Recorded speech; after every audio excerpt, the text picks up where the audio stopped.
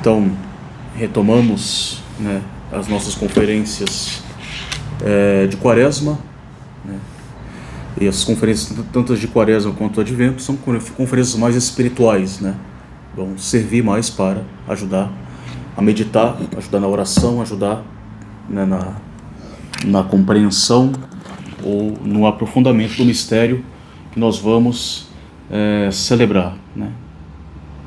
Agora o mistério da nossa redenção. Diz São Paulo aos Coríntios: eu destruirei a sabedoria dos sábios e anularei a prudência dos prudentes. Onde está o sábio? Onde está o erudito? Onde está o argumentador deste mundo? Acaso não declarou Deus por loucura a sabedoria deste mundo? Já que o mundo, com a sua sabedoria, não reconheceu a Deus na sabedoria divina, aprove a Deus salvar os que creem pela loucura da sua mensagem. Os judeus pedem milagres, os gregos reclamam a sabedoria, mas nós pregamos Cristo crucificado, escândalo para os judeus e loucura para os pagãos. Mas para os eleitos, quer judeus, quer gregos, força de Deus e sabedoria de Deus. Pois a loucura de Deus é mais sábia do que os homens, e a fraqueza de Deus é mais forte do que os homens. Aqui nós temos, né, toda a explicação do mistério que nós vamos celebrar, né? A loucura de Deus que se dá no mistério da cruz de Cristo. Deus envia o seu Filho único para salvar aquilo que estava perdido. E o que estava perdido, né? O homem que se fez inimigo de Deus pelo pecado, né? Possamos então considerar, né, aquele que suportou contradições por nossa causa, por causa de nós pecadores, com a sua pessoa, para que nós, vai dizer também São Paulo, também nós não nos cansemos, e nós não desfaleçamos em nossos ânimos, considerando e olhando o mistério do Salvador, o mistério da paixão de Cristo. Não nos cansaremos nas nossas lutas, combates, nós não desfaleceremos o nosso ânimo. Santo Agostinho, quando contemplava Cristo na cruz, rezava: escrevei, Senhor, vossas chagas em meu coração, para que nelas eu leia a dor e o amor. A dor para suportar por vós todas as dores, o amor para desprezar por vós todos os amores. E assim, deveríamos ler no livro da paixão de Cristo a dor e o amor. A dor para suportar por Cristo todas as dores da vida, né? Todas as dificuldades da vida, espirituais e temporais, e o amor, sobretudo o amor para desprezar por Cristo todos os amores, né? Todos os demais amores, diante do amor de Cristo, não é nada, né? Então nós somos chamados, então, no tempo da Quaresma, pela Igreja, a meditar a paixão de Cristo, a ler a dor e o amor no livro da paixão do Salvador. E a Quaresma, com seus exercícios, com as suas abstinências, com as suas orações, práticas, jejuns e quaisquer outras práticas de devoção ligadas ao tempo quaresmal, né, ela deve ter no seu centro a cruz de Cristo, a memória da paixão de Cristo. É o tempo em que nós recordamos o grande mistério da redenção, né? Vamos dispor a nossa alma mais perfeitamente para a festa da Páscoa, passando primeiramente pelas dores do Salvador, per crucem ad lucem, pela cruz até chegar à luz, até chegar à Páscoa, pelo Calvário, a ressurreição. Mas antes devemos passar pelo Calvário, né, contemplando a vida de Cristo, doloroso. E a melhor forma então de preparar para a ressurreição e poder também participar na nossa alma da ressurreição de Cristo, né?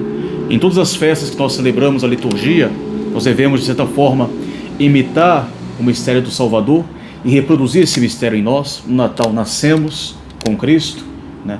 Na Quaresma, né, seremos purificados, vamos nos mortificar com Cristo, né? Na Páscoa ressuscitaremos com Cristo, na ascensão, subimos ao céu com Cristo, em Pentecostes recebemos o Espírito Santo.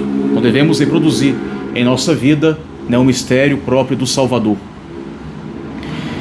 E para chegar ao mistério dos mistérios, que é a Páscoa da ressurreição, para poder ressuscitar em Cristo, então devemos passar por essa purificação que nos dá a paixão, passar pelas vias purgativas.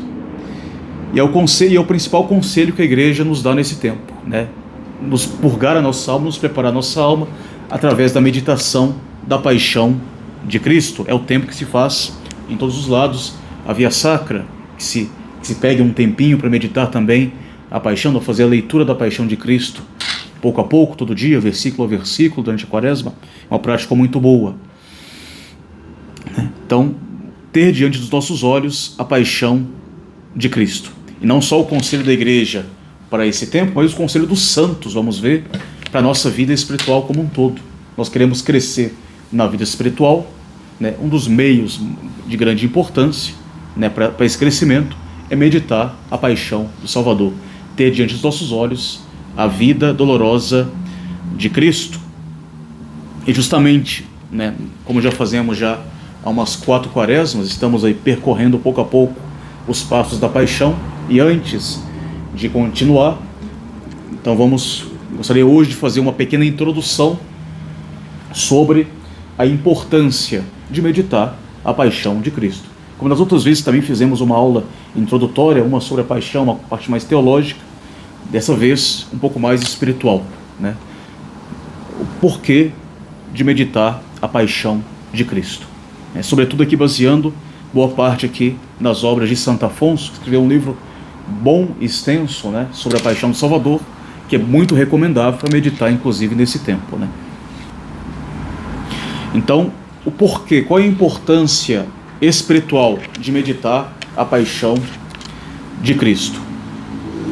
O primeiro ponto que nós podemos colocar é que a paixão de Cristo é uma luz que vem esclarecer o nosso entendimento, esclarecer a nossa inteligência, né?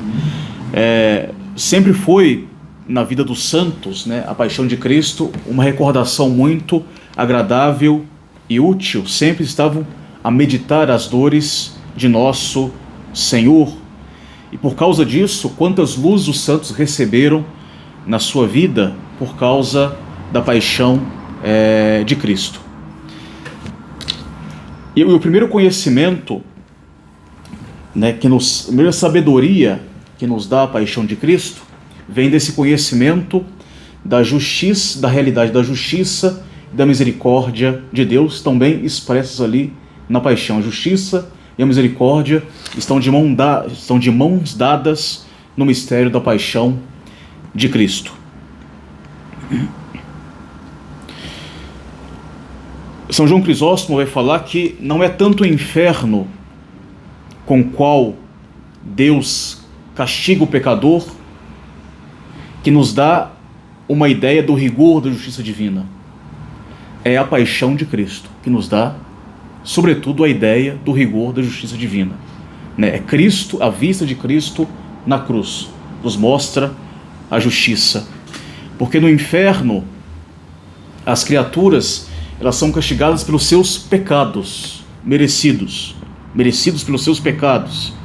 Enquanto que na cruz, Deus, né, totalmente inocente, padece para expiar os pecados dos homens. Então nós vemos ali na cruz um inocente morrendo pelos culpados, e isso mostra mais cruamente o rigor da justiça de Deus. Cristo não estava ali obrigado a morrer por nós, a padecer tanto por nós, né? De forma alguma, né? Por isso que Isaías, profeta, vai dizer: ele foi sacrificado porque ele mesmo o quis. Não, o Senhor vai dizer: não me tiram a vida, eu dou a minha vida, né? Eu estou dando a minha vida, né? Por isso que na cruz vai dizer: Pai, em tuas mãos eu entrego o meu espírito, de forma clara, para mostrar que era ele que estava entregando voluntariamente, né, às dores e aos açoites da paixão. Deus poderia muito bem, com toda a justiça, entregar o homem na sua ruína completa, a sua perdição, uma vez que o homem escolheu livremente a sua ruína e a sua perdição.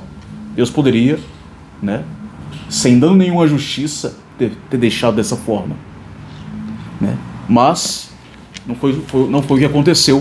O amor de Deus foi tão abundante que não lhe permitiu que nós sejamos entregados à perdição eterna.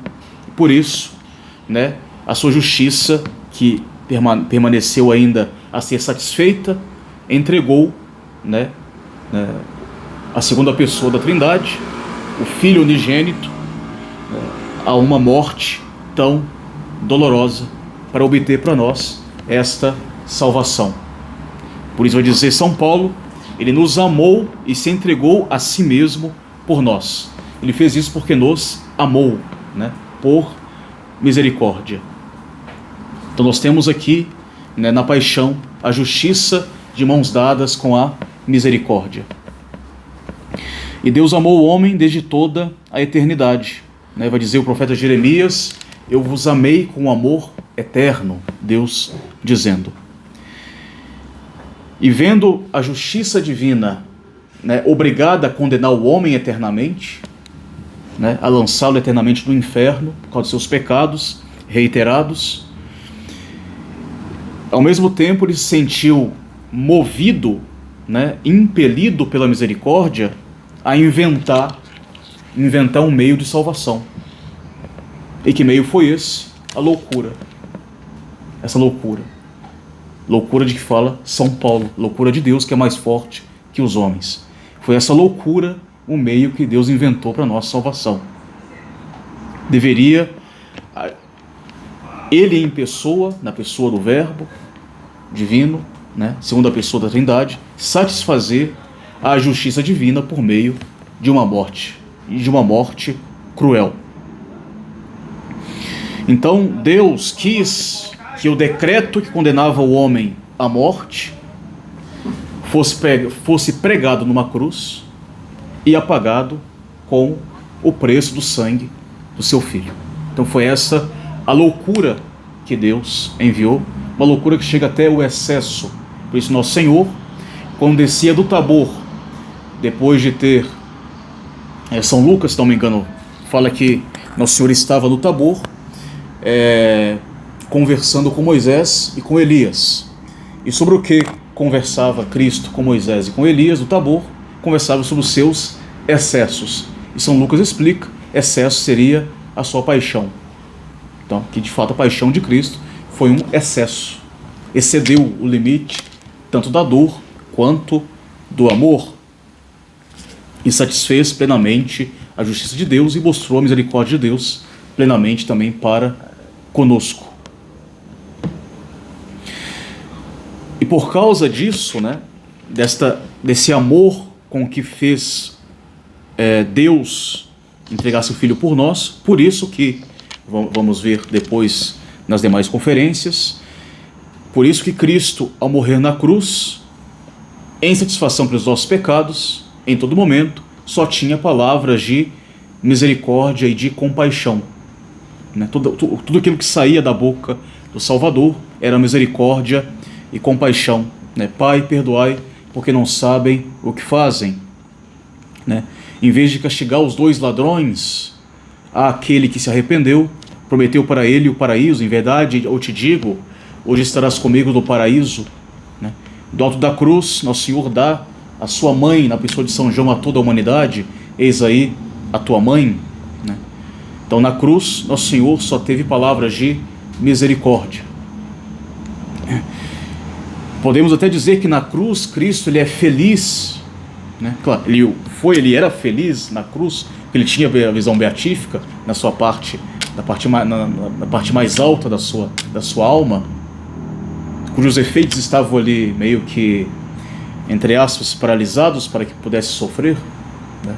Um mistério tremendo, digamos assim. Tinha visão beatífica, então a alma de Cristo era plenamente feliz na cruz, a princípio, mas, né, esse efeito da felicidade estava ali, de certa forma, contido, né, para que tivesse ali, né, o sofrimento. Né? E na cruz podemos dizer ainda que Cristo era feliz por ter feito tudo o que exigia a nossa salvação, determinando com seu sacrifício, dando a sua vida por nós. Era a sua hora, a hora tão desejada por Ele, né? Minha hora ainda não chegou, vai chegar a minha hora, né? Minha hora está chegando. Essa hora tão desejada, tão ansiada por Ele, chegou. Ele é na cruz feliz por ter cumprido, né, o que exigia nesta sua hora. E assim, na paixão de Cristo, o homem é libertado do pecado, né, do poder do pecado, do poder do demônio, né? A sentença foi pregada na cruz de Cristo, vai dizer São Paulo. O homem foi reintegrado na graça de Deus, né? E numa graça muito maior do que aquela graça que foi perdida na queda de Adão, né? São Paulo vai dizer: onde abundou o pecado, superabundou a graça, que vai dizer depois, fará dizer a liturgia da igreja: ó culpa feliz, né? Ó culpa feliz, porque nos deu um Salvador. Nos deu um Salvador que fez a graça superabundar ainda em nós. Então, a paixão de Cristo, a meditação da paixão de Cristo, nos faz conhecer a justiça, mas também a misericórdia de Deus por nós. O que o amor de Deus fez para restabelecer a justiça e nos salvar, né? Depois, a paixão de Cristo nos dá o conhecimento do amor eterno do Pai para conosco. Vai dizer o próprio Cristo a Nicodemos: assim amou Deus ao mundo, que lhe deu o seu Filho único, né? Assim Deus amou o mundo, dando o seu Filho único. E para compreender esse amor de Deus que dá o seu Filho único e a grandeza desse amor, nós devemos compreender três aspectos de um presente ou de uma dádiva. A dádiva, ela tira a sua importância, primeiramente, da pessoa que a concede, depois do bem mesmo que nos é dado, e enfim, com qual doação essa dádiva é feita. Então, a pessoa que dá, o próprio bem que é dado, e com qual generosidade que é dado, com qual amor que é dado. Isso faz com que tal presente ou tal dádiva tenha o seu valor. Então, primeiramente, a pessoa que nos dá. Quanto mais nobre é aquele que nos dá um presente, mais valioso será esse presente para nós, né? Então, se eu recebo, sei lá, uma medalha do Papa e uma medalha de um fiel, é óbvio que eu vou ficar muito contente em receber a medalha do Papa eu vou colocar até num quadro e colocar tudo e guardar com muita consideração, porque se tornou algo de grande valor para mim. Porque quem me deu, uma pessoa de grande valor, pessoa muitíssimo nobre, né? Mesma coisa, mas se eu recebo uma flor de um rei, ou a flor de um irmão, óbvio que a flor que eu recebi de um rei, né, vai ter muito mais valor para mim, por causa da consideração. Então apliquemos ao próprio Deus, né? É Deus quem nos dá esse presente para nossa salvação. Então, com qual valor, então, é esse presente, né? Por causa daquele que nos dá, né? E daí nos mostra o amor dessa pessoa que nos dá. Então, o valor da dádiva, né, vem da pessoa que nos presenteia, Deus. É Deus quem nos dá, quem oferece para nós o projeto da salvação. Então, esse projeto é muitíssimo valioso para nós, por isso não pode ser desprezado por nós. Depois, o próprio presente. Qual presente Deus nos dá? É o próprio Filho, seu próprio Filho, né? Não é nem ouro, nem prata, mas é o próprio Filho de Deus, o eterno Filho de Deus, né? Segunda pessoa da Santíssima Trindade. Então, para o amor que Deus nos tinha, né, parecia muito pouco outros bens, né, a ser dados por nós. Então ele queria dar a si mesmo, né, dar a si mesmo na pessoa do seu Filho amado. Ele vai dizer, São João Crisóstomo, ele não nos deu um servo, não nos deu um anjo, ele nos deu o próprio Filho unigênito. Então, o próprio valor do presente mostra, né, com qual amor Deus os ama. Né? Assim também, né, o valor de um presente que a pessoa compra para nós também, nossa, a pessoa me deu um tal presente, né? Essa pessoa me considera muito. Né? Então, a mesma coisa, né, esse presente infinito que Deus nos dá, né, mostra o amor infinito que Ele nos tem. Então, a pessoa que nos presenteia é a mais nobre possível. O presente que nos é dado é o mais nobre possível. E, enfim, como ele é dado, né? Por que Ele fez isso? Por amor. Né? Realmente por amor. Nós veremos na paixão que Pilatos entrega Cristo para os judeus. Ele dá Cristo de presente das mãos dos judeus por medo. Né? Por medo. O Pai Eterno entrega Cristo a nós, né? E mesmo na mão dos judeus, por amor. Né? Entrega seu Filho por amor. São Tomás fala, se alguém nos dá alguma coisa, o primeiro benefício que nós recebemos dessa coisa consiste no amor que o doador patenteia pelo presente. O primeiro bem que nós recebemos pelo presente é o amor que a pessoa nos dá, né? Então, a pessoa dá uma lembrança, né? Pela consideração, né? Ainda que seja uma coisa pequena, né?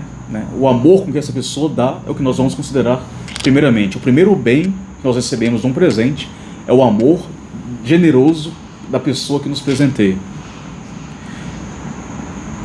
Aí vai dizer, continua São Tomás, porque a causa única de um verdadeiro presente é o amor, né? Alguém presenteia alguém por amor a essa pessoa. É o que é uma doação totalmente gratuita, daí é um presente, né? Não é uma obrigação, é um presente. O presente, ele perde o caráter de um verdadeiro presente quando é dado por um outro motivo fora o amor. Né?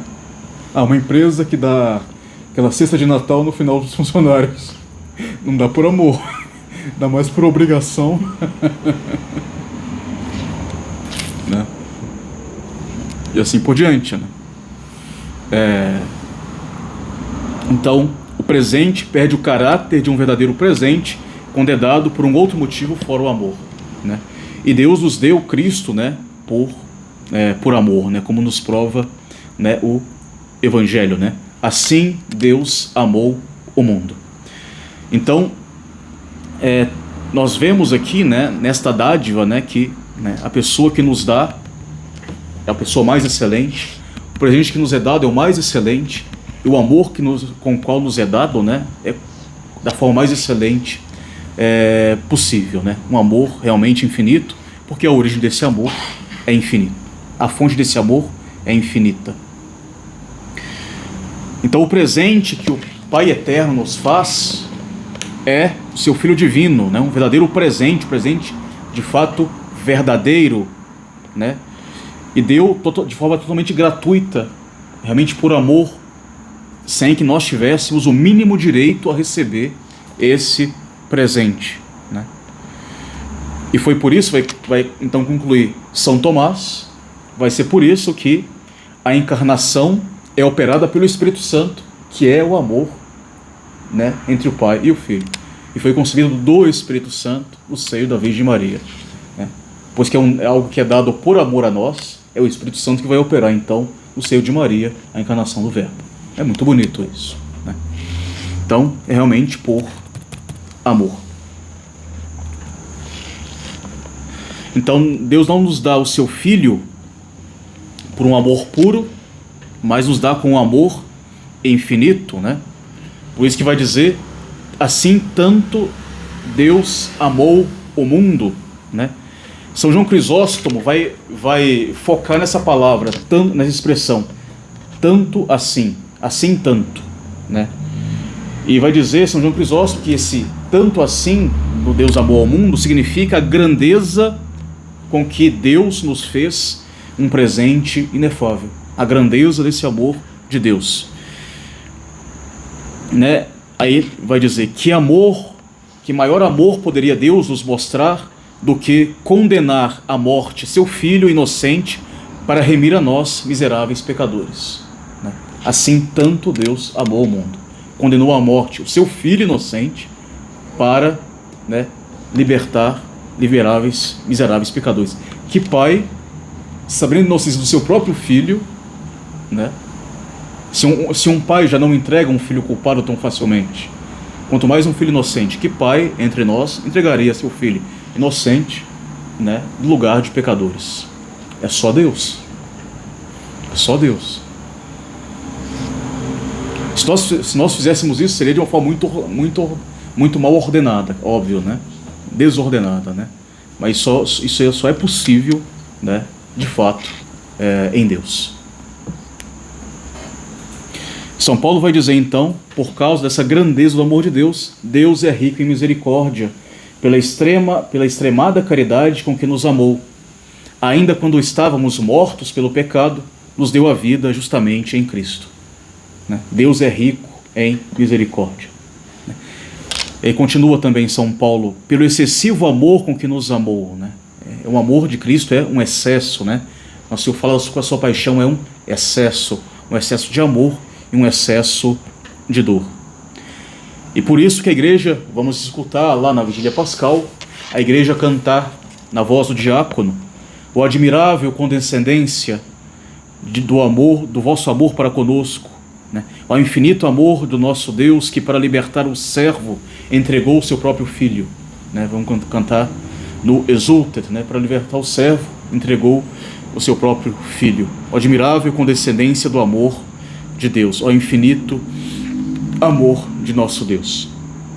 Então a paixão, né, de Cristo, o mistério do excesso da paixão de Cristo mostra o amor de fato que Deus tem para conosco. Em terceiro ponto, terceiro conhecimento que nos dá a paixão de Cristo, mostra o quanto Cristo também, Filho de Deus que se entregou por nós, nos ama. Cristo também nos ama.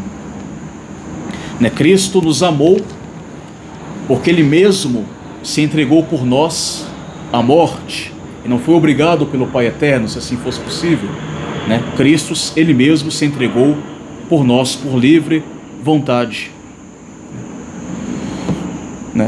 Quem conseguiria matar um Deus onipotente se Ele mesmo não se entregasse por nós? Nós vemos isso claramente na paixão, nós vimos isso no ano passado. E quando os soldados vão no Jardim das Oliveiras e perguntam por Cristo quem era Jesus, quem deles era Jesus de Nazaré, o Senhor fala, eu sou. Quando o Senhor fala, eu sou, todos caem por terra.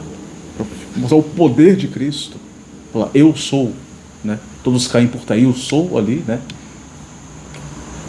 Muito provavelmente alguns vão interpretar como o nome de Deus ali.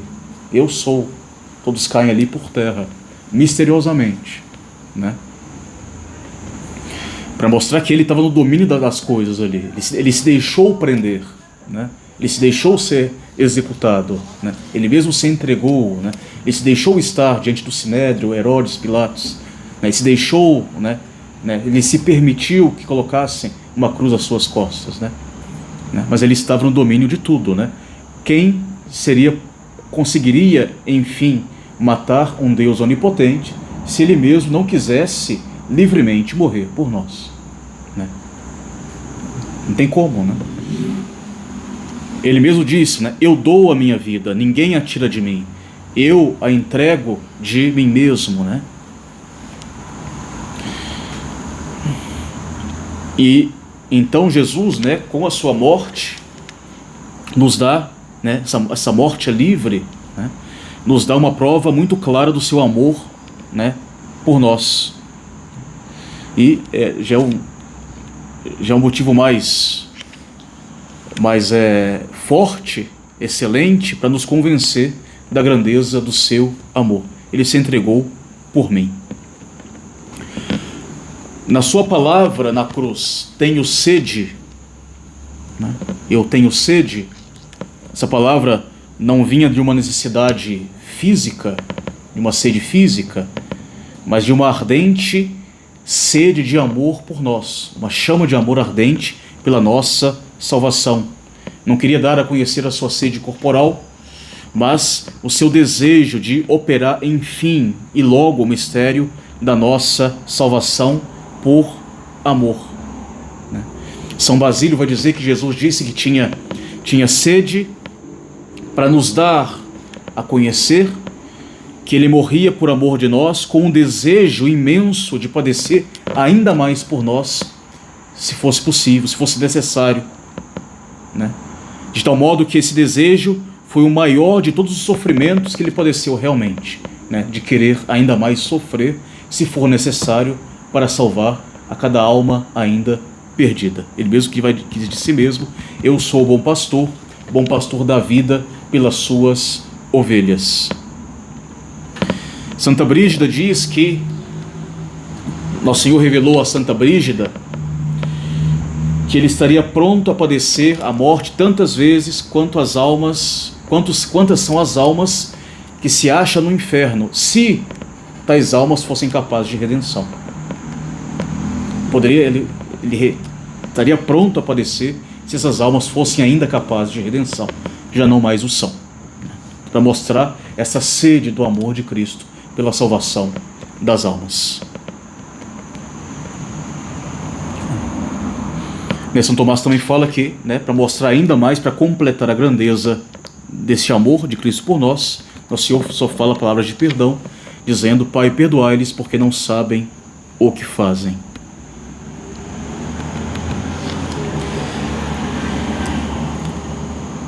Devemos pensar também que Cristo sofreu, em especial, para mostrar ainda mais a grandeza e a intensidade, a largura, vai dizer São Paulo, do amor de Cristo por nós. Cristo sofreu tudo aquilo por mim em particular, né? Cristo sofreu em especial por cada um de nós, né? Isso traz muita consolação, né? São Paulo vai dizer aos Gálatas: eu vivo na fé do Filho de Deus, que me amou e se entregou a si mesmo por mim, né? Não falar por nós, por mim, como se Cristo tivesse entregue somente por ele. De fato, Cristo se entregou por cada um de nós. E se tivesse uma única alma a ser salva no mundo, Cristo teria se entregue, fosse necessário, por esta única alma, né? Daí nós podemos dizer: ele se entregou por mim, né? É uma frase até que deve estar bem marcada no nosso coração, nas nossas vistas, na nossa mente, nos nossos olhos, né? Nossa meditação, quando as coisas parecerem difíceis, sobretudo quando sair certos pecados, tentações, né? Lembrar: não, ele se entregou por mim, né? Que todos os méritos da paixão foi por mim, né? Eu posso, ir lá e pescar, a graça necessária, a força que eu posso tirar da paixão de Cristo, e é por mim, né? Cristo, ele se engajou a me salvar, morrendo na cruz. Isso é muito bonito. Santo Agostinho vai dizer que o homem, foi resgatado por tão grande preço, que o homem parece valer mais que o próprio Deus, no final das contas, né? Porque o Filho de Deus é entregue, Deus é entregue para salvar um homem. Parece que o homem vale mais que o próprio Deus, para mostrar a grandeza, ainda mais a grandeza do amor de Cristo, do amor de Deus por nós, né?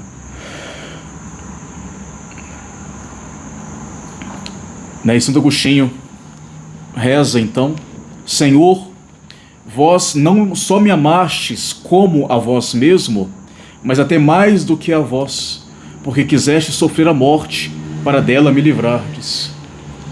Deus, nosso Senhor, de certa forma, nos amou mais do que a Ele mesmo, porque Ele preferiu sofrer para nos livrar dessa morte, essa morte eterna aqui, sobretudo. Então, a paixão de Cristo também nos mostra o amor que Cristo nos tem e o cuidado que Cristo nos tem para cada uma de nossas almas. E a consequência desse primeiro conhecimento sobre a paixão de Cristo é que justamente, né, serão os efeitos da nossa alma. O primeiro efeito da paixão de Cristo na nossa alma, as consolações. A paixão de Cristo nos enche de muitas consolações. Quando nós meditamos a paixão de Cristo, né, quando a paixão de Cristo ela permanece em nossa vida como um meio de vida espiritual, de progresso espiritual, de fuga do pecado, de vencer a si mesmo, de crescimento nas virtudes, de motivo para continuar a caminhada.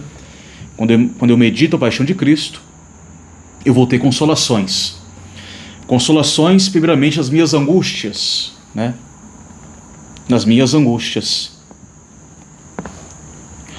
E justamente, o nosso grande consolador, né, é Cristo crucificado. Né? São João da Cruz fala, né? Se um dia tiveres de reclamar de alguma coisa, olha para a cruz de Cristo e fique calado. Né? Veja, né, na cruz de Cristo, né, esse consolo para as nossas angústias. Né?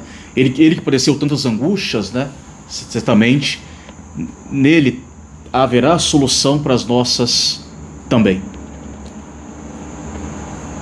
É ele que pode tranquilizar, né, os nossos sentimentos quando nós somos atormentados pelos pecados, pelos remorsos dos pecados. Lembrar, bom, é Ele que nos amou e se entregou por mim.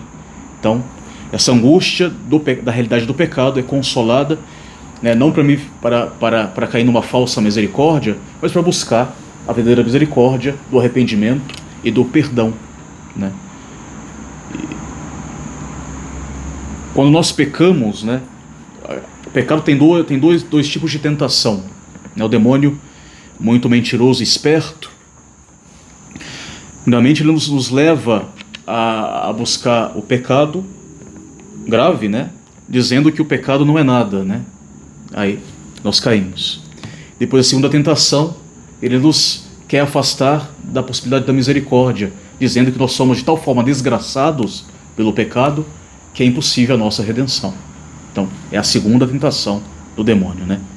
E se tivermos essa infelicidade, né, de um remorso, de um pecado grave, antes de escutar, né, a tentação do demônio que nos impede de rezar, que quer nos fazer abandonar a confissão, abandonar, né, as partes espirituais, né, ou continuar se afundando, lembrar da cruz de Cristo. Ele se entregou por mim. Há a possibilidade de voltar pelo mistério do meu Redentor, daquele que se entregou por mim.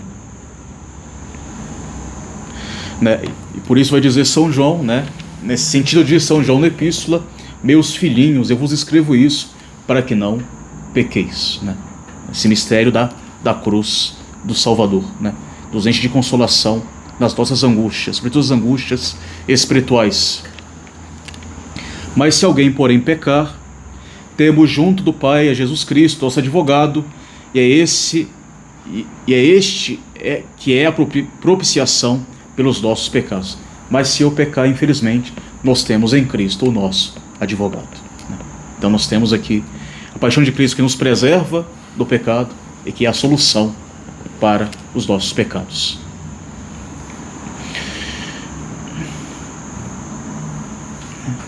E São Paulo Apóstolo, né, que continua, diz, né, que Nosso Senhor subiu aos céus, né, em Hebreus isso, né, para continuamente interceder por nós, sempre interpellando pro nobis, né, sempre intercedendo por nós diante do Pai.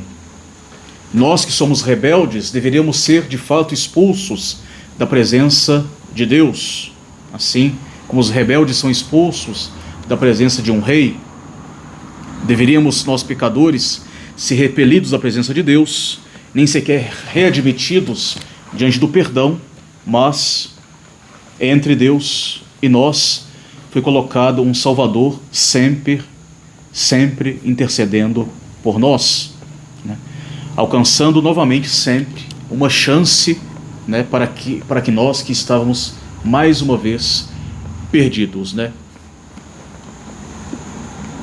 Daí um dos motivos, né, em que Nosso Senhor, vai dizer alguns intérpretes, em que Nosso Senhor conserva as suas chagas visíveis nos pés, nas mãos, do lado, inclusive no céu, chagas gloriosas, para mostrar, para tê-las diante do Pai e lembrar ao Pai sempre que Ele está intercedendo pelo poder das suas chagas, pela nossa salvação. Sempre, sempre interpelando, sempre intercedendo por nós.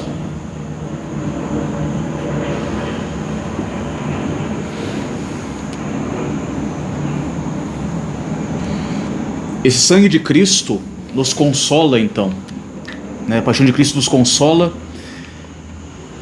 porque de certa forma o sangue de Cristo é uma amarra que prende as mãos da justiça de Deus, né? Que se levanta para castigar os pecados dos homens, né? Uma amarra que prende a mão da justiça de Deus, que prende ainda, óbvio, a mão da justiça de Deus. Deus revelou certa vez a Santa Maria Madalena de Pazzi: depois que eu me vinguei no corpo inocente de Jesus Cristo, minha justiça transformou-se em benignidade. O sangue do meu filho não pede vingança como o sangue de Abel, o justo, mas pede misericórdia e compaixão, e a tal brado minha justiça fica apaziguada. E assim vai concluir São Tomás de Vila Nova: que pecador tu tens a temer? Que tens a temer se pretendes deixar o pecado? Tu queres deixar o pecado? Por que ter medo, né? Como poderá condenar esse amante salvador que morreu para te salvar? Se ele morreu para te salvar, como é que ele vai querer te condenar? Ele já deu a vida por ti. Como poderá ele te repelir quando você está voltando para ele, se ele mesmo, quando você fugia da sua presença, desceu do céu para te buscar? Muito bonito.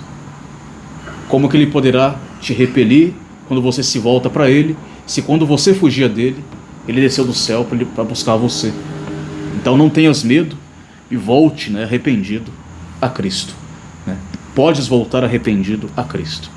E essa memória, e por isso a memória da paixão de Cristo, que desceu do céu para me buscar, enquanto era ainda ovelha desgarrada, é, de fato, um grande remédio, uma grande consolação das nossas angústias. Depois da paixão de Cristo, o mistério da paixão de Cristo e a sua meditação é uma consolação na nossa tribulação, nas tribulações gerais da nossa vida, né? Onde é que nós vamos encontrar um melhor exemplo possível para suportar com paciência e resignação as calúnias, as humilhações, a perda da honra, a perda dos bens, as agressões, né? Vamos encontrar força para suportar tudo isso e paciência na meditação da paixão do Salvador. Esse Salvador que se fez pobre, se fez desprezado, que se fez caluniado, né? Que morreu despido, morreu abandonado inclusive dos próprios amigos, e morreu da morte mais terrível, da morte mais humilhante possível, né? Onde vamos encontrar então força para as nossas próprias tribulações, na paixão, na memória da paixão do Salvador.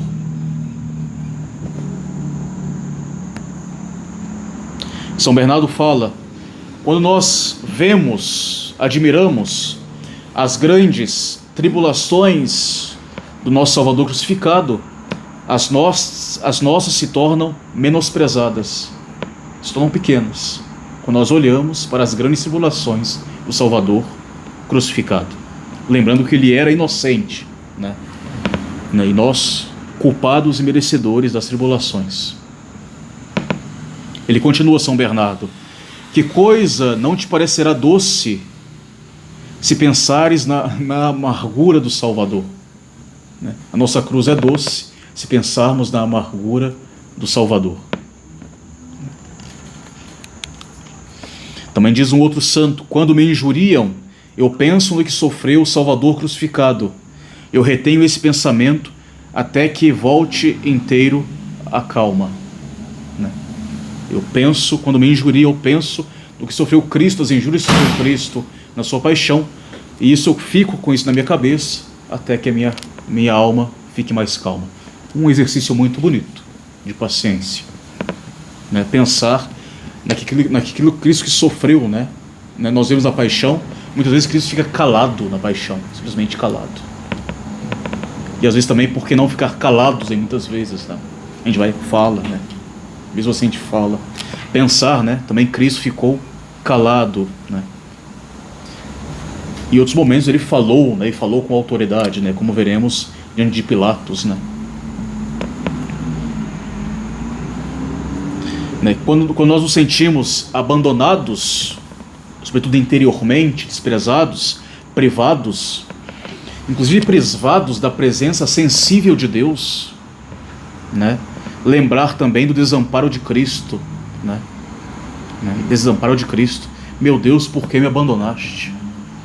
Né? Lembrar do desamparo do próprio Cristo. Nós vemos que parece até que Deus me abandonou, nada dá certo na minha vida, né? Secura espiritual, né?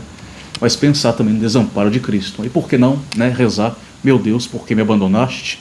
E terminar a oração dizendo, em tuas mãos entrego o meu espírito. Né? Meu Deus, por que me abandonaste? Em tua mão entrego meu espírito. Certamente Deus não vai se dar por ofendido quando nas tribulações nós também rezarmos como Cristo rezou. Se for possível, afasta de mim esse cálice. Se for possível, afasta de mim esse cálice. É normal querer, né? E pedir a Deus que afaste de nós certas cruzes, dificuldades, etc. Contanto que nós ajuntamos imediatamente como fizera Cristo, não se faça como quero, mas como vós quereis, né? Não seja feita a minha vontade, mas a vossa, né? Afaste de mim, se for possível, meu Deus, esse cálice, né? Está pesado demais, né? Mas que seja feita a vossa vontade.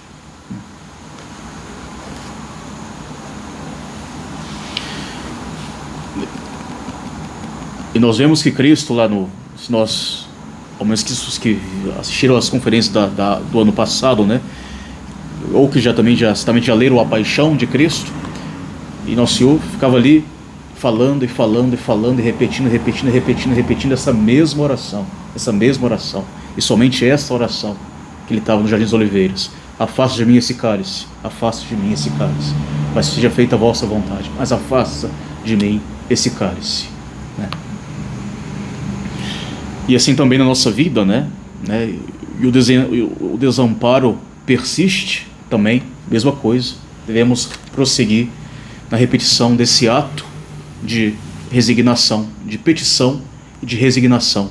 Afaste de mim esse cálice, mas seja feita a vossa vontade e não a minha. Então, a paixão de Cristo, ela nos ajuda a suportar as nossas tentações, dificuldades, contrariedades espirituais, morais e até temporais, né? Físicas. Óbvio, né? Nos ajuda a suportar as nossas enfermidades, né? Podemos tirar a consolação das nossas dificuldades físicas na paixão do Salvador, né? Quando estamos ali doentes, padecendo de alguma moléstia, né? Nós temos ao menos um lugar para dormir, para se deitar e alguém para cuidar de nós. Mas se olharmos para Cristo, né? Nosso Senhor não tinha nenhuma pedra para reclinar a cabeça. Ao contrário, Nosso Senhor tinha o duro leito da cruz, simplesmente para reclinar sua cabeça, né? Ao qual ele estava pregado com 3 cravos, e uma coroa de espinhos que tornava a cruz insuportável. Coroa de espinhos era uma coisa insuportável. A gente imagina somente coroa de espinhos ali sobre a cabeça de Cristo. Mas temos que ver a coroa de espinhos seguindo Cristo do pretório até a cruz, né? Aquela coroa que está ali permanece na cabeça, e os espinhos vão se afundando, de tal forma que Nosso Senhor não conseguia nem encostar a cabeça da cruz, porque a coroa de espinhos impedia, né? Tal era cruel esse suplício da coroa de espinhos, né? E nós, né, nas nossas angústias, enfermidades, temos ainda um leito para reclinar a cabeça, né? Então olhar, né, para a cruz, né, do Salvador e para os seus suplícios, né, a paixão de Cristo, né, é também um modo especial para consolar os doentes, né? Sobretudo quando você vê nas doenças totalmente abandonado pelos homens, né? Também Cristo o foi, né? E podemos agir dessa forma com bastante resignação, seguindo o exemplo de Cristo. Enfim, nosso Senhor é exemplo, né, é consolação para nós na hora da nossa morte, né? A morte de Cristo, né, é, de certa forma, no protótipo, né, da nossa morte, né? Pai, em tuas mãos eu entrego o meu espírito, né? Quando começa o último combate, né, de uma pessoa que vai morrer, de um moribundo, né, o inferno começa, óbvio, a se movimentar, porque é naquele momento que a alma vai ser eternamente levada, né, para algum lugar. Muitas vezes a lembrança até dos pecados cometidos, né, e das contas, né, que devem se pagar diante do tribunal de Deus, das contas devem ser dadas diante de Deus no seu tribunal, pode levar a uma certa agonia mortal, né? Daí falando os agonizantes, né? A pessoa está em agonia, né? De fato, né? Não só uma agonia corporal, mas tem uma agonia psíquica, mental e espiritual, né? A consolação é a paixão de Cristo, né? Nosso Senhor que se entregou por nós, né? Que se entregou por nós, Nosso Senhor que na cruz deu, né, o paraíso, né, a um ladrão, né, que se converteu, que estava disposto, né, a se arrepender, né, simplesmente, né, olhar para Cristo crucificado, né. A paixão de Cristo, a morte de Cristo é uma consolação, né, e um exemplo para a hora da nossa morte, né. Poder entregar a nossa vida nas mãos de Deus tranquilamente pela certeza da paixão de Cristo. É interessante, né, que na liturgia da missa, nós fazemos, na conclusão das orações, né, nós fazemos a inclinação ao nome de Jesus, por nosso Senhor Jesus Cristo, né? Mas quando tem por Cristo nosso Senhor, nós não fazemos a inclinação porque não tem o nome de Jesus, salvo um momento, que é a oração pelos defuntos. Na oração dos defuntos, no momento dos defuntos, do cânon da missa, o padre diz per Christum Domini Nostro e abaixa a cabeça. Não é uma inclinação de reverência ao nome sagrado, mas é uma inclinação ao fato da morte de Cristo. Nosso Senhor morrendo, ele abaixou a cabeça. Então, naquele momento da oração dos defuntos, o padre na missa também abaixa a cabeça. Ninguém nunca deve ter prestado atenção nisso, mas, né, acontece, né? Mostrando ali, né, que na hora da morte, né, a morte de Cristo, né, a nossa consolação deve ser o nosso maior exemplo, né, de entregar a nossa vida de fato nas mãos do Pai. E a paixão de Cristo foi tal forma uma consolação na hora da morte, que a prova disso são os mártires, né, que se entregam livremente à morte, né, por amor de Cristo, né, consolados pelo mistério da sua paixão. Um dos exemplos mais belos desses, né, é Santo Inácio, mártir, que sendo levado para Roma para ser jogado aos leões, ele escreve uma carta, ele vai escrevendo várias cartas a várias igrejas, né? E a mais bela das cartas é a carta aos Romanos, que parece uma epístola de São Paulo, mesmo estilo, e simplesmente ele fala que os romanos, a intenção da carta é que os romanos não usem de estratagema para livrá-lo da morte, né? Não tentem me livrar da morte, eu estou querendo morrer, né? Ele fala, né? Meus filhos, eu sou o trigo de Deus, deixai que eu seja moído pelos dentes dos animais ferozes, para que eu me torne um pão delicioso a meu Salvador. Eu procuro somente aquele que morreu por nós. Deixai-me imitar a paixão do meu Salvador, ele que é o único objeto do meu amor, que ser crucificado por mim, e o amor que eu lhe tenho excita em mim o desejo de ser também crucificado por ele. É maravilhoso essa carta de Santo Inácio, né, aos Romanos, né? Todos aqueles que puderem leiam, né? Algo pequeno, é muito bonito, né? Fala dessa disposição, né, de se entregar por Cristo, né? E ele estava com essa disposição, essa consolação diante da sua morte, de uma morte cruel, de ser triturado pelos dentes dos leões, né? Que ele justamente tirava essa consolação da morte do Salvador, aquele que morreu por mim, né? Por isso quero morrer também por ele.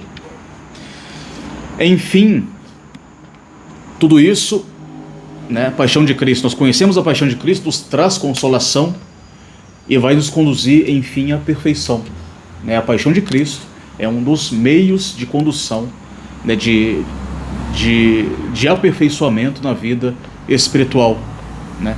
Por isso São Paulo dizia, né, eu não quero saber de outra coisa senão Cristo crucificado.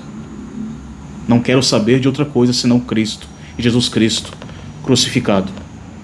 É nesse livro que eu vou ler, né, o amor, né, o excesso de dor e de amor, né? E essa meditação da paixão de Cristo, então, nos leva à virtude, né, porque ela nos inflama primeiramente no amor de Deus, né? Nós somos inflamados vendo esse amor de Deus por nós, o amor de Cristo por nós, e dada a consolação que isso nos traz, nós somos cada vez mais inflamados no amor de Deus. Cristo morreu por todos, né, dizer São Paulo, para que os que vivem não vivem mais por si, mas para aquele que morreu por eles, né? Nós somos chamados a viver do amor de Cristo e no amor de Cristo, né? E todos os nossos amores seriam ordenados para o amor de Cristo. De tal forma, poderei dizer, não sou eu que vivo, mas é Cristo que vive em mim, uma vez que eu me uno perfeitamente, quero unir perfeitamente ao meu objeto amado. Infelizmente, né, a maior parte dos homens que só quer viver para o pecado e para o demônio, vai dizer Santo Afonso, e não para Jesus, apesar de um Deus ter morrido por ele. Jesus, então, morrendo por nós, nos amou, e nos amou até a loucura, vai dizer São Paulo, nos amou até a loucura, né? E como é possível, então, São Gregório fala, como é possível que, apesar de tantas provas de amor, não se possa ganhar os nossos corações? Por que os nossos corações não são ganhados por este amor, inflamados nesse amor de Jesus Cristo? Como é possível que ele não consiga ser correspondido por nós depois de ter nos amado de tal forma, né? Todos os santos aprenderam a amar a Deus na escola da paixão de Cristo crucificado. E também nós podemos, né, amar a Deus, né? Talvez nós não amamos tanto porque nós não meditamos tanto esse mistério da paixão do Cristo crucificado. Muitos santos na história, né, contemplando o Salvador coberto de chagas, choravam, né? O famoso Giacomo Jacopone, que, se não me engano, foi quem escreveu o Stabat Mater, eu acho. Stabat Mater, posso estar enganado, mas acho que foi ele. Quando ele ouvia sobre a paixão de Cristo, ele derramava muitas lágrimas, né? E mais vale a meditação, uma lágrima derramada em honra da paixão de Cristo, do que uma peregrinação para Jerusalém, né? Então, buscar meditar a paixão de Cristo para crescer nesse amor verdadeiro e inflamado por Deus. A esposa dos Cânticos diz: eu me assentei à sombra daquele a quem eu desejava. Eu me assentei na sombra daquele a quem eu desejava. Então também nós deveríamos sentar, nos deter, muitas vezes, à sombra da cruz de Cristo, aos pés do Salvador, que devemos desejar esse Salvador, vendo-o morrendo por nós, vendo passando pelos passos da sua paixão, meditando tudo quanto ele sofreu, tudo que ele lutou na sua vida, né, para que nós possamos dizer, né, para nós mesmos, nós vamos descansar sempre à sombra da cruz, para poder amar cada vez mais o Salvador. Então, né, para que nós possamos chegar ao amor de Deus, devemos meditar cada vez mais, como fizeram os santos, a cruz de Cristo. E amando a Deus, nós vamos querer praticar as virtudes, e vai ser, mais uma vez, a meditação de Cristo na sua paixão, que nos vai fazer praticar as virtudes. O profeta Isaías havia dito que os homens veriam o seu mestre, o seu Deus, com seus próprios olhos de carne, para poder imitá-lo. Deus seria visto para poder ser por nós imitados.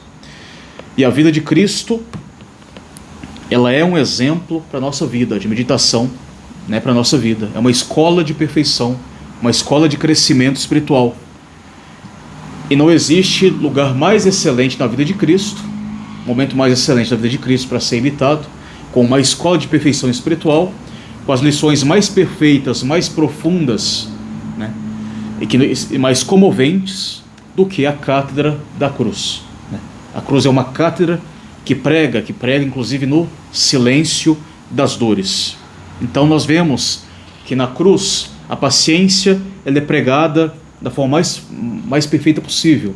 Paciência nas enfermidades, né? Nosso Senhor suportou a cruz com maior paciência, as dores da sua paixão com maior paciência. O cordeiro que é levado ao matadouro sem abrir a sua boca. Da cruz também nós temos a obediência aos preceitos de Deus, por exemplo, né? Nosso Senhor se coloca submisso à inteira vontade de Deus. Pai, se for possível, afaste de mim o cálice, mas seja feita a vossa vontade. Ele se fez obediente por nós até a morte, e morte de cruz. E enfim, acima de tudo, para resumir, nós temos a maneira mais excelente de amar a Deus e amar o próximo. Ninguém ama o próximo senão aquele que dá vida pelos, né? Ninguém tem amor maior senão aquele que dá a vida pelos seus amigos, né? E assim foi, né, esse exemplo de amor que Cristo nos dá, dando a vida por nós na cruz. Uma vez, um confessor aconselhou a seu jovem escrever no seu crucifixo para que pudesse se arrepender: vede aqui como se ama, olha aqui como se ama. Também nós, né, deveríamos olhar bem escrito ali na nossa cruz, na cruz que nós contemplamos: veja aqui como devemos amar. Ele nos amou até a morte, né, e a morte de cruz também devemos nós, sem descansar, amar Cristo até a morte. Por isso podemos dizer essa bela frase: antes morrer do que pecar, amamos a Cristo, a Deus até a morte. Então, na escola de Cristo, né, os santos aprenderam a praticar as virtudes, ou imitando as virtudes, ou fortificados pela cruz do Salvador, né, desse Cristo desprezado na cruz, e souberam também desprezar as honras mundanas e abraçar totalmente a Cristo. Vendo Cristo nu na cruz, procuraram se privar dos bens da terra, desprezaram usar bem os bens da terra. Vendo Cristo coberto de chagas, ferido da cabeça aos pés, derramando sangue por nós, eles tiveram uma profunda aversão dos prazeres desordenados, né? E pensaram então, né, vemos aí na vida dos grandes santos, a se martirizar a própria carne, para que se possam cada vez mais unir, né, ao Salvador crucificado, né? Como vai dizer São Paulo: completai em vós aquilo que faltar à paixão de Cristo. Vendo Cristo obediente, que os santos foram obedientes e conformes à vontade de Deus, se esforçaram por subjugar as suas inclinações orgulhosas, vaidosas, para se conformar à vontade de Deus, sobretudo pelos seus superiores terrenos, naquilo que é óbvio, legítimo e agradável a Deus. Vendo a paciência de Cristo na sua paixão, né, e eles também buscaram suportar tantas penas e ultrajes, suportaram com resignação e até com certa alegria as dores, as doenças, as injúrias, as perseguições, os maus tratos dos tiranos, no caso dos mártires. E enfim, olhando para Cristo crucificado e o amor que Cristo nos tem, né, que nos mostra no altar da cruz, dando a sua vida por nós, também os santos souberam oferecer o sacrifício das suas vidas em tudo que eles possuíam, os bens, as satisfações, as honras e até muitos deles a própria vida entregue para nosso Senhor. E isso conseguiram tirar do mistério da paixão de Cristo. Então, de onde provém que outros cristãos saberem que Cristo, e nós, né, nós que sabemos que Cristo morreu por nós e amou-nos até o fim, né? De onde vem que nós não consagramos então a nossa vida inteiramente ao amor de Cristo, que o nosso amor, né, despreze todos os amores para amar somente a Cristo, e que a nossa dor, né, que pela dor de Cristo nós podemos suportar todas as dores. De onde é que nós não conseguimos então forças até para deixar de ofender ou desprezar a Cristo pelos nossos pecados? De onde vem talvez a nossa ingratidão? Talvez, e certamente, do esquecimento da paixão e da morte de Cristo nas nossas meditações, na nossa vida, como um dos pilares aí da nossa vida espiritual. Então, daí a importância, né, de meditar a paixão de Cristo para nós. Então, eu quero terminar com algumas coisinhas práticas desta conferência, né? Claro, né? Primeira coisa prática, vamos meditar nas próximas conferências de fato, então o texto, continuar meditando o texto da paixão, mas também podemos pegar outras coisas e colocar na nossa vida, né? Primeiramente, né, um primeiro ponto que nós podemos colocar é não deixar passar ao menos um só dia dessa quaresma, por que não, sem meditar a paixão de Cristo, né? Tomando-a como objeto da nossa meditação. Poderia, por exemplo, né, pegar ali o Evangelho e começar, né, já começou a quaresma, mas ainda dá tempo, todo dia ler um versículo da paixão. Começa lá na paixão, segundo São Lucas, São Mateus, né, primeira paixão. Vou lendo cada dia um versículo aí da paixão, até o final da quaresma. Terminei de São Mateus, já passo para São João, São Lucas, São Marcos, né, a escolha, né? Ou já pego uma, eu quero ler de São João. Ler um versículo da paixão todo dia, né? Vai dizer Santo Agostinho: nada existe com maior eficácia nos possa auxiliar na aquisição da perfeição do que a recordação contínua do sofrimento de Jesus Cristo, né? Do sofrimento que Jesus Cristo suportou por amor de nós.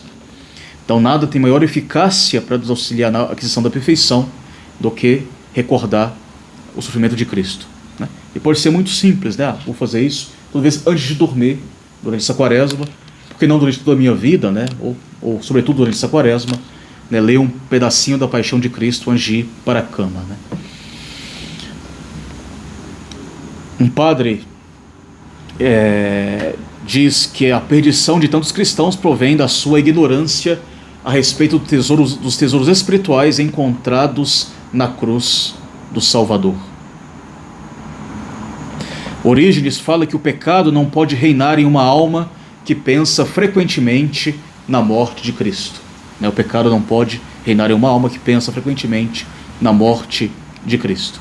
São Agostinho vai dizer, né, como já foi citado, que uma única lágrima que se derrame por causa da paixão de Cristo vale mais do que uma peregrinação para Jerusalém ou um ano inteiro de jejum a pão e água.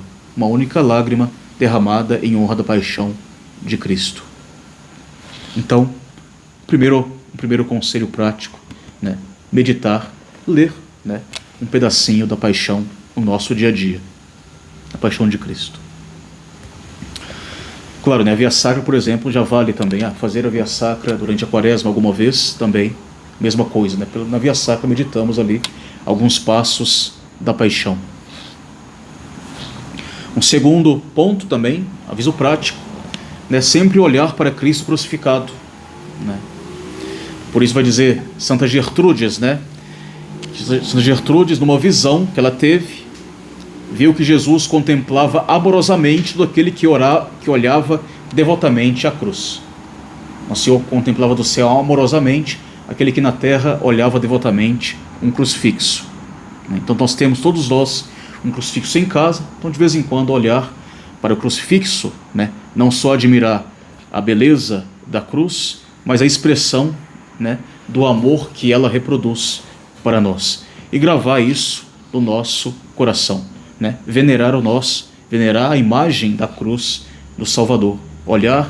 Não olhar as nossas cruzes de vez em quando, né, simplesmente por olhar, mas olhar, né, e, por que não, contemplar ali um segundo o mistério do amor de Cristo por nós.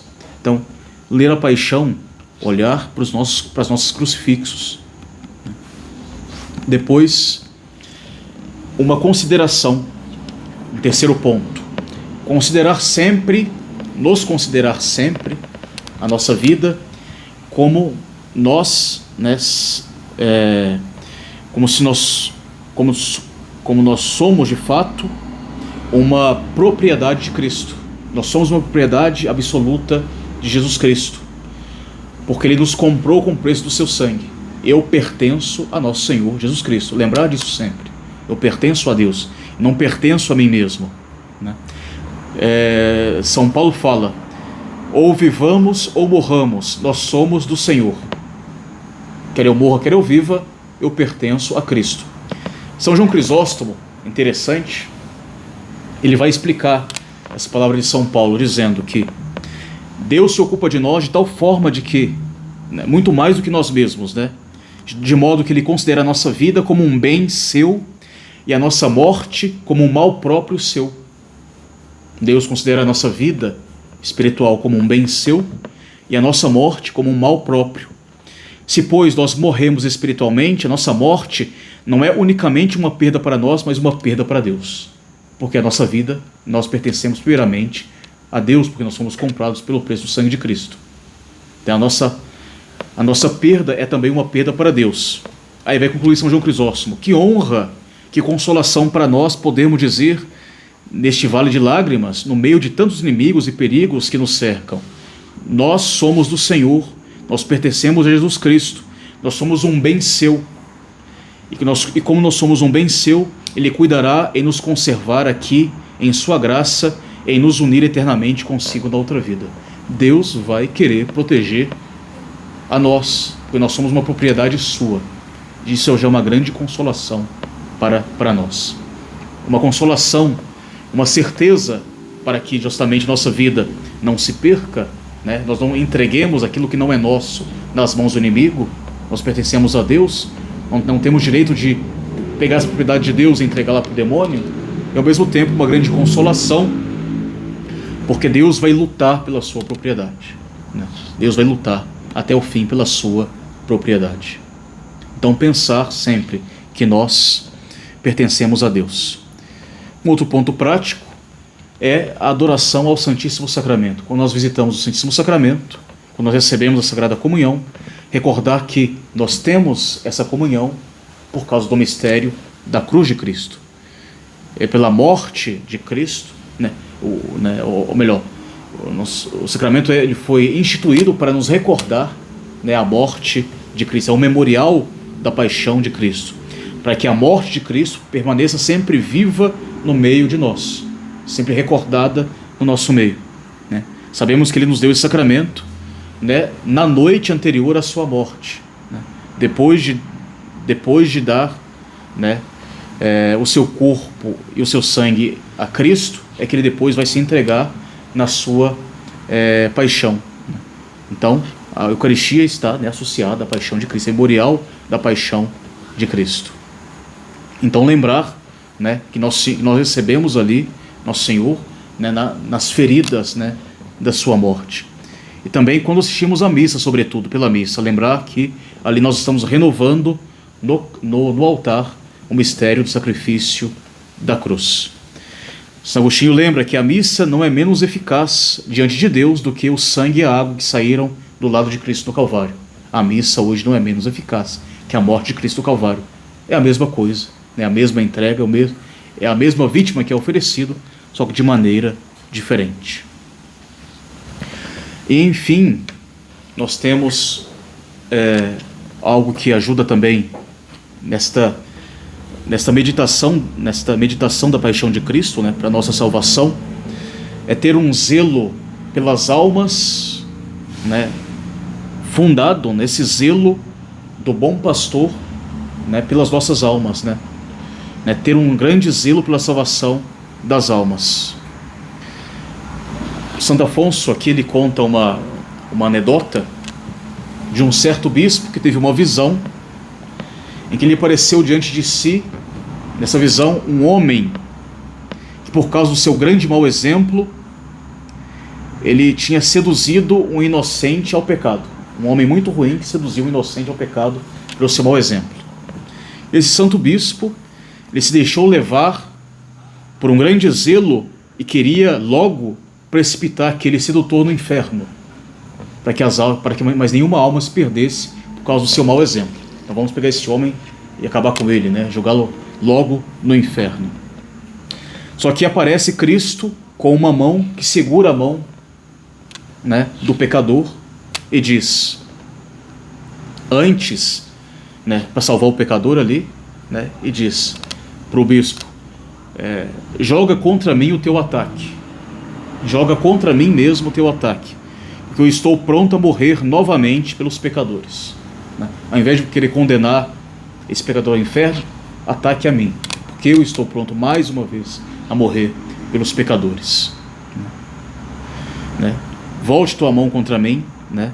Já que eu já dei a vida por um pecador, estou novamente pronto a morrer uma segunda vez por ele, para que ele não se perca, né? Então tem um grande zelo pela salvação das almas. Nós vemos aí nas desordens do mundo, nas grandes tragédias, né, o zelo ardente ali, né, como os filhos do trovão do evangelho, de logo, essa pessoa tem que ir para o inferno, tem que ser punida, tem que merecer a morte eterna, etc, né? E não é assim que Cristo faz, né? Estaria pronto mais uma vez para morrer, né, morrer pelos pecadores, né? O próprio Deus diz, né, na sua sabedoria, não quero a morte do pecador, mas eu quero que ele se converta e viva.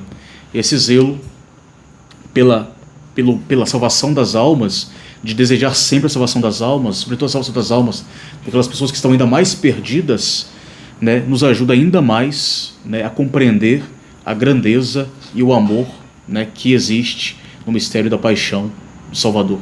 Então são alguns pequenos conselhos práticos que nos ajudam a viver, né, na nossa vida a paixão de Cristo e meditá-la sempre em nossa vida.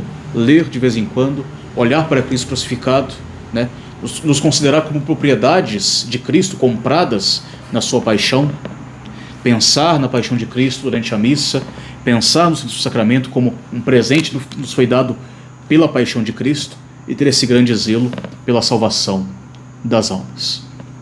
Então depois, né, nas próximas conferências começaremos a meditar passo a passo a paixão do Salvador, para delas não só compreender, né, nos seus detalhes, né, como nós fazemos ali, né, o mistério, né, ainda mais o mistério da paixão, mas sobretudo para tirar bons exemplos para a nossa meditação, para a nossa vida prática.